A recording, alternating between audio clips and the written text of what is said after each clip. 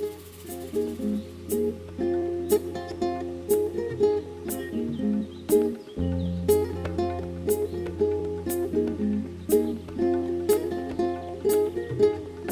suis médecin psychiatre à l'hôpital Sainte-Anne à Paris.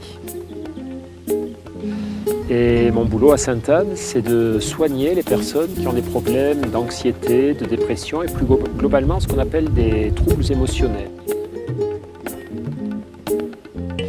Et notamment, je suis chargé de les aider à ne pas rechuter tout le temps. C'est ce qu'on appelle dans notre jargon la prévention des rechutes.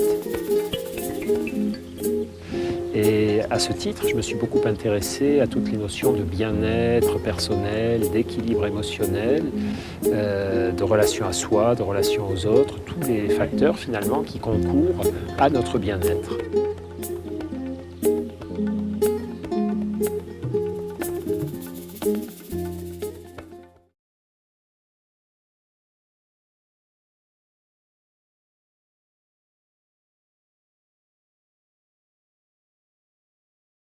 Oui, quand on parle de faire de la méditation à l'hôpital, ça surprend beaucoup de personnes. En réalité, c'est un outil à la fois très simple et très puissant d'équilibre émotionnel. On s'est aperçu en conduisant de nombreuses recherches que ça contribuait à la prévention des rechutes, justement, c'est-à-dire à aider les personnes fragiles, anxieuses et dépressives, à ne pas sans arrêt retomber, ou trop lourdement retomber dans leurs problèmes d'anxiété, de dépression. Et puis globalement, même lorsqu'on ne souffre pas de maladies ou de problèmes psychologiques particuliers, la méditation est un excellent antidote par rapport aux pollutions psychiques que nous impose notre société, liées notamment aux intrusions de la publicité dans nos vies, liées aux nombreuses incitations à acheter, à consommer, à sombrer dans le matérialisme, et liées aussi tout simplement aux très nombreuses interruptions de notre attention tout au long de la journée par le téléphone, par les mails, les SMS, les tweets, les Facebook. Et la méditation arrive là comme un outil, comme une sorte d'antidote pour nous permettre d'être plus costauds par rapport à toutes ces intrusions.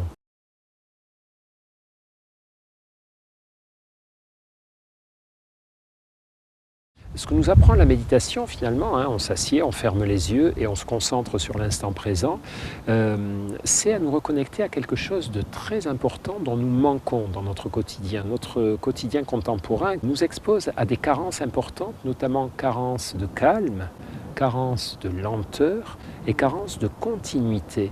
Et ce simple geste de se poser, de s'asseoir, de ne rien faire, a des conséquences beaucoup plus importantes qu'on ne pourrait l'imaginer sur nous et sur notre comportement.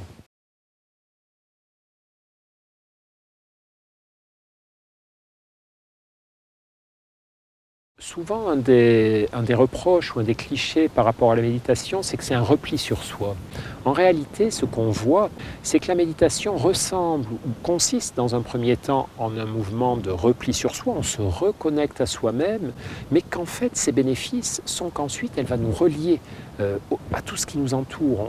Dans les exercices de méditation, le principe de la pleine conscience, c'est de se sentir parfaitement connecté aux sons qui nous arrivent, aux autres personnes qui sont avec nous. Et au contraire, alors que la souffrance crée des barrières entre nous et le monde, on se sent seul, plus les autres ne nous intéressent pas parce qu'on souffre trop, l'apaisement apporté par la méditation crée au contraire des liens et nous rend plus proches des autres humains, des animaux et de la nature.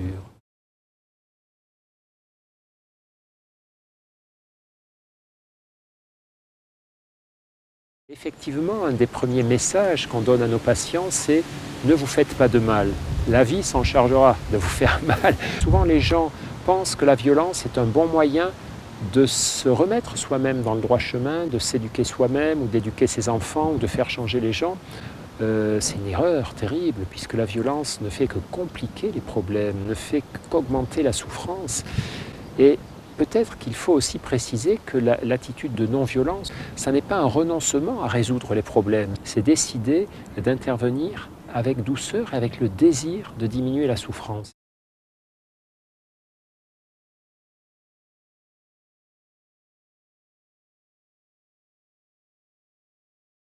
Ça a toujours existé à l'esprit d'un certain nombre de personnes, mais ce qui est peut-être nouveau à notre époque, c'est qu'au lieu d'être une valeur qui est cultivée par certaines minorités, on est peut-être en train d'assister à une époque où ces concepts vont gagner le plus grand nombre. En tout cas, c'est ce que j'espère personnellement. Et ça, c'est peut-être ce qui est nouveau et un des bénéfices d'ailleurs de la mondialisation, puisque chacun de ces deux blocs emprunte à l'autre ce qu'il a de fort et de puissant pour changer le monde. Mais il faut aussi rappeler que la non-violence, elle ne marche que lorsqu'il y a une conscience collective, que lorsqu'il y a en face d'elle une opinion publique.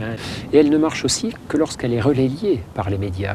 Donc le choix de la non-violence, ça n'est pas un choix naïf, mais c'est un choix courageux et lucide qui nécessite certaines conditions pour être efficace. Ça, c'est vraiment important de le rappeler.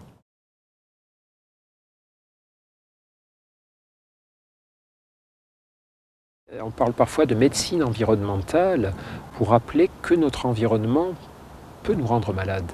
Il y a des valeurs qui sont toxiques pour la société et donc pour les individus. Les valeurs de performance, de compétition, de dominance, d'excellence sont des valeurs potentiellement toxiques qui ont quelques vertus par rapport à des résultats concrets, mais avec énormément de dégâts collatéraux, comme on dit.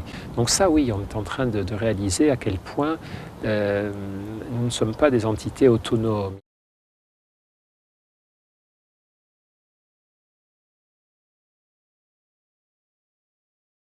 Ce qu'on espère tous, c'est que ces idées, ces valeurs se généralisent. Pour l'instant, la bascule auprès du grand public, de l'opinion publique, ne s'était pas produite et j'ai l'impression qu'elle est en train de se produire. Alors le boulot est un peu facilité par ce système consumériste et matérialiste est devenu tellement fou qu'il est comme un monstre qui se dévore lui-même et qui provoque notre effroi. On a très peur de ça quand on voit ces énormes crises, tout cet effondrement annoncé de ce vieux système.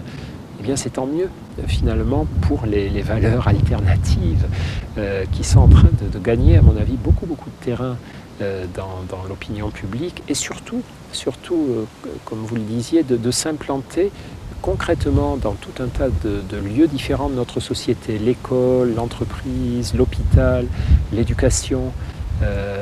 Et ça, c'est bien.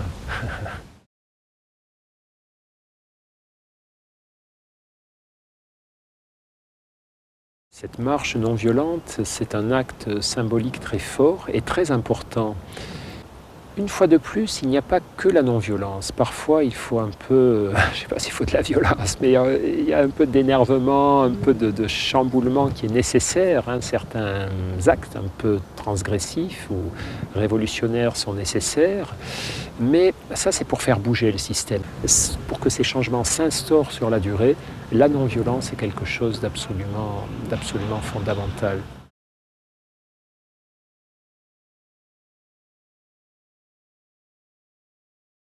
Si chacun de nous, quotidiennement, fait preuve de compassion envers les autres ou envers lui-même, on ira tous beaucoup mieux. Et si on va mieux, on sera plus sensibles les uns aux autres, on sera plus persuadés que nos actes peuvent changer le monde. Donc, ça serait mon message.